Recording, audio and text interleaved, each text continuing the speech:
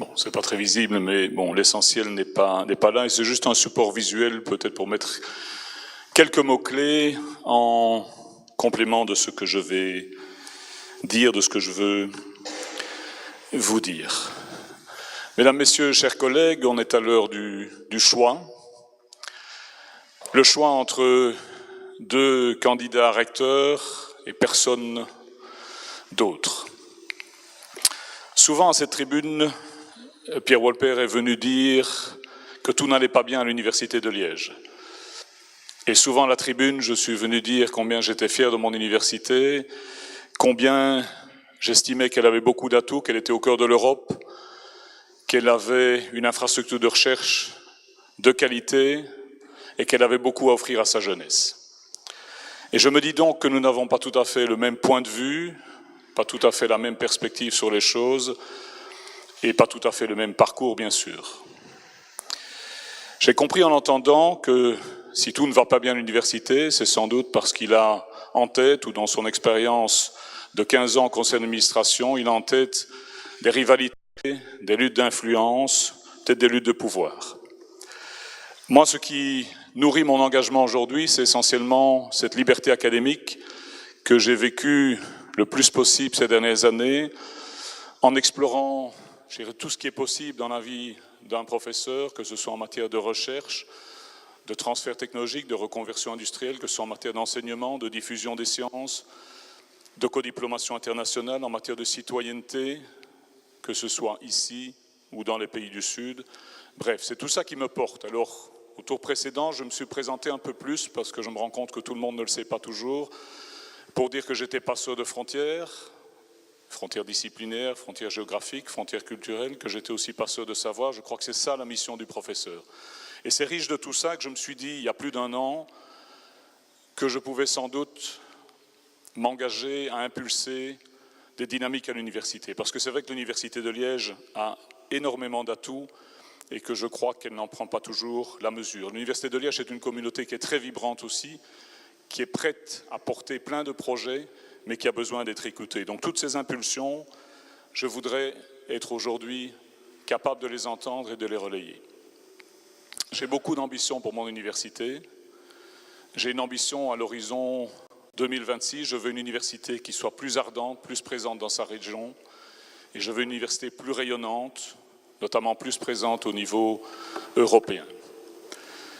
L'horizon 2026, c'est justement l'horizon du nouveau programme de recherche européen qui a été rebaptisé Horizon Europe. Vous savez, le FP9 aujourd'hui est rebaptisé Horizon Europe. C'est donc dire que quelque part, l'horizon 2020, il est déjà pratiquement derrière nous. L'horizon 2020, c'était l'horizon d'Albert Corret, l'horizon de Pierre Wolper, qui ont tous les deux 63 ans. C'est un horizon dont on a parlé au premier tour. Et vous savez qu'après le premier tour, j'ai invité la collectivité, la communauté à voter à personne. Je l'ai fait, et je maintiens totalement ce que j'ai dit à ce moment-là, je l'ai fait avant tout pour qu'on tourne la page de ce premier tour qui avait été particulièrement délétère, qui avait vu des comportements qui sont peu dignes d'une université qui doit être le phare intellectuel de sa région, et je l'ai fait aussi pour qu'il y ait plus d'ouverture. Et je suis très heureux que des collègues aient sacrifié finalement leur été pour réfléchir aussi à l'avenir de l'université et se présenter comme candidat. Grâce à eux, au troisième tour, nous avons eu des débats qui étaient beaucoup plus profonds, qui nous amenaient à parler beaucoup plus de l'avenir d'une université. Et je voudrais d'ailleurs en profiter pour dire que je vous invite à regarder ces 15 heures de débat dans lesquelles beaucoup d'idées ont pu être échangées. Je pense que c'était assez riche. Alors voilà, aujourd'hui on est au quatrième tour. Donc s'il y a une alternative, je suis le dernier à l'incarner.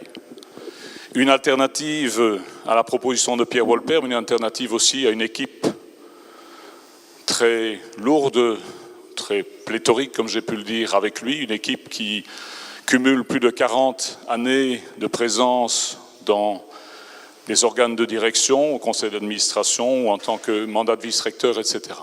Alors, est-ce que j'incarne une alternative crédible? C'est évidemment la question essentielle que vous posez. Ce que je veux dire, c'est qu'entre le premier tour et le quatrième tour, j'ai eu l'occasion de rencontrer beaucoup de personnes, d'écouter des personnes issues des différents corps, d'entendre pas mal de détresse, d'entendre aussi beaucoup d'espérance. Donc je me sens porteur de tout ça. J'ai aussi parlé avec des collègues de différents secteurs pour mieux comprendre la diversité de l'université et les attentes que ça suppose, notamment en termes, par exemple, d'évaluation de la recherche ou de diversité des parcours, des sujets dont on n'a plus parlé aujourd'hui, mais qui ont été très présents dans les débats antérieurs. Et c'est riche de tout ça que je me présente devant vous, mais je me présente devant vous aussi avec une équipe. Alors cette équipe, elle est prête. Cette équipe, elle est prête demain à prendre les rênes de l'institution. C'est vrai que la transition sera rapide et difficile, puisque nous sommes déjà en octobre, c'est certain, mais cette équipe est préparée, cette équipe est prête, et cette équipe, elle s'engage dans le même état d'esprit que le mien. Ce sont 2 hommes et 2 femmes, une équipe qui est équilibrée. Vous connaissez Catherine Sazzo, qui est la candidate première vice-rectrice et qui sera en charge de la recherche et de l'innovation, parce que j'ai souhaité me présenter en tandem avec elle dès le 3e tour. Il y aura un vice-recteur aux relations internationales, à la coopération et au site, qui est issu de Jean Blou. Il y aura une vice-rectrice au bien-être et à la qualité de vie étudiante. C'est une personne qui est experte en valorisation des ressources humaines et en burn-out. Je pense que c'est une dimension essentielle aujourd'hui à laquelle il faut accorder de l'importance. Et il y aura bien sûr un vice-recteur à l'enseignement qui est également issu du secteur des sciences humaines. Donc tous ensemble, nous voulons porter cette université et nous mettrons en œuvre des mesures dont on a brièvement parlé, mais que je voudrais rappeler. La première chose, c'est la participation. C'est une université beaucoup plus participative. Une université qui peut en permanence partager ses idées, construire son projet et le construire collectivement. Nous avons les outils pour le faire, nous pouvons le faire demain. Nous voulons plus de transparence. Une université qui communique en interne, qui dit pourquoi des décisions sont prises, par qui des décisions sont prises, sur quoi des décisions sont prises, et qui communique aussi sur des flux financiers. Il ne s'agit pas de jeter tous les oui, je n'ai plus les chronos en tête, mais je pense que j'y suis à peu près, mais je termine. Il ne s'agit pas de jeter évidemment tous les chiffres en pâture, il s'agit de pouvoir expliquer pourquoi des choix sont faits. Si demain, 100 millions d'euros d'un plan stratégique arrivent de nouveau, je veux que l'ensemble de la communauté comprenne pourquoi ils sont consacrés à certaines priorités.